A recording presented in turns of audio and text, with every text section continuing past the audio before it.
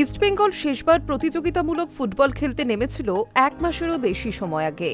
মাঝখানে ভারতীয় ফুটবলের উপর দিয়ে বহু ঝড় বয়ে গিয়েছে, কিন্তু সেই ঝড়ের আঁচ সম্ভবত বিন্দুমাত্র এসে পড়েনি ইস্টবেঙ্গলের উপর। অন্তত বৃহস্পতিবার গোয়ার মাটিতে যে ফুটবলটা লাল হলুদ শিবির উপহার দিল, সেটা রীতিমতো উচ্ছ্বসিত হওয়ার মতো। শুধু পাঞ্জাব এফসিকে 3-1 গোলে হারানোই নয়, যেভাবে ছন্দময় এবং ঝকঝকে ফুটবল ইস্টবেঙ্গল উপহার দিয়ে গেল, সেটা আরও একবার লাল হলুদ সমর্থকদের মধ্যে সুপার কাপ জয়ের আশা জাগিয়ে তুলতে পারে। এদিন ম্যাচের একেবারে শুরু থেকে দাপট ছিল লাল হলুদের। আসলে প্রতিপক্ষ পাঞ্জাব এফসি যে অস্কার ব্রুজোর এই ইস্টবেঙ্গলের ধারে কাছেও আসে না, সেটা প্রথম মিনিট থেকেই বুঝিয়ে দিয়েছেন রশিদ সিবলিরা।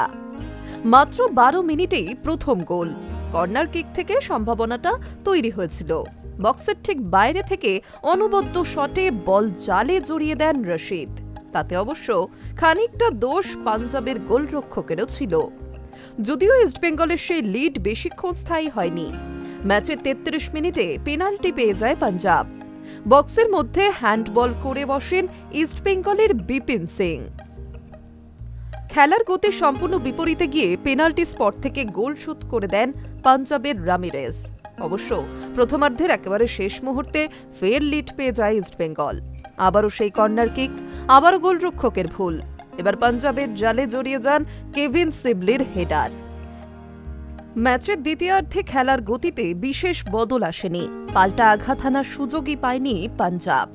সীমিত সামর্থ্য নিয়ে ইস্টবেঙ্গল রক্ষণকে সেভাবে বেগে ফেলতে পারেননি রামিরেজরা।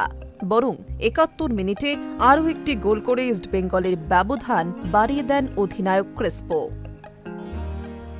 বস্তুত এই পেনাল্টিটা বাদ দিলে গোটা ম্যাচে কোনো সময় মনে হয়নি ইস্টবেঙ্গল চাপে পড়তে পারে। তবে এত ভালো খবরের মধ্যে ইস্টবেঙ্গলের জন্য চিন্তার কারণ কোচ অস্কার ব্রুজোর লাল কার্ড। দ্বিতীয় গোলের পর অতিমাত্রা সেলিব্রেশনের জন্য লাল কার্ড দেখানো হয়েছে তাকে।